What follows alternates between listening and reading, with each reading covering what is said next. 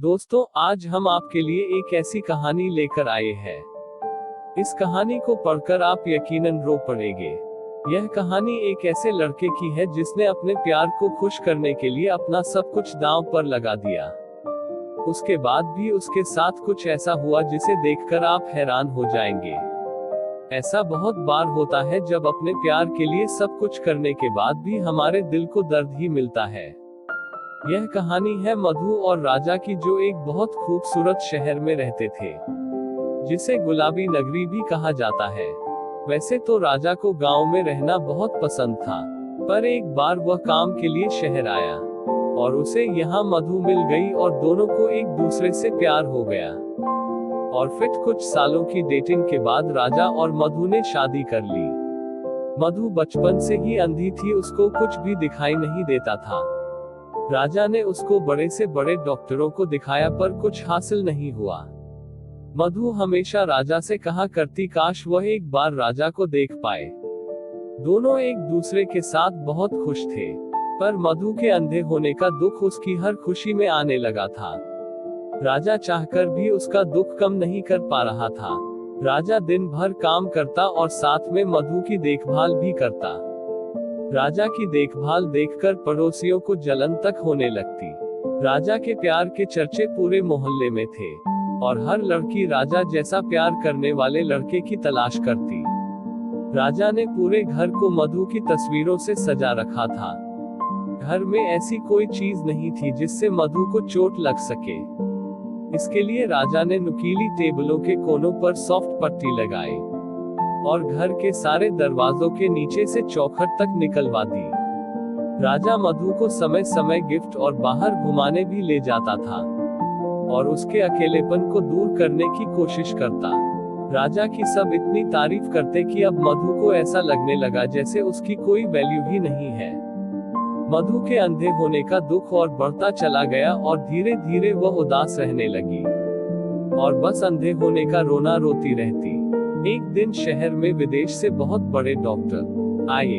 जब यह बात राजा को मालूम हुआ तो राजा मधु को लेकर डॉक्टर को दिखाने ले गया।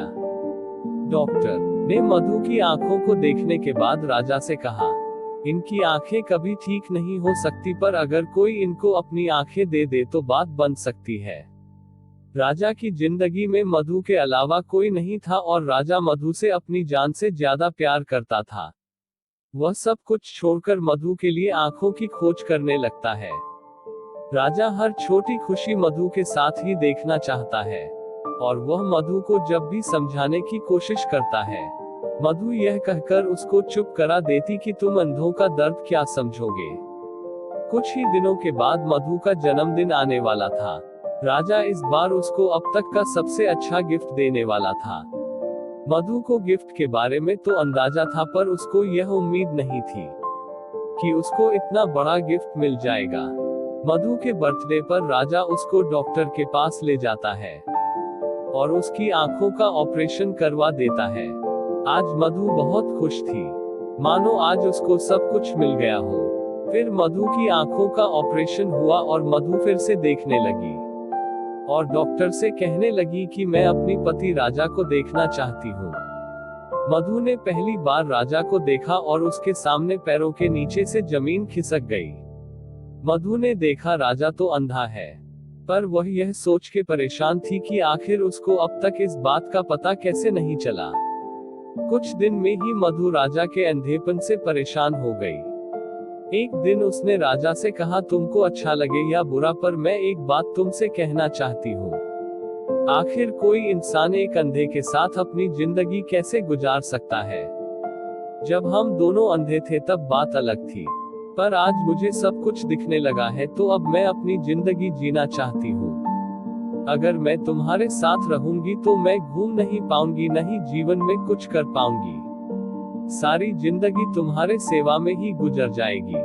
मधु के इन शब्दों ने राजा के दिल को तोड़कर रख दिया। राजा को इतना दर्द आज से पहले कभी नहीं हुआ था। राजा की आंखों से आंसुओं की धारा बहने लगी।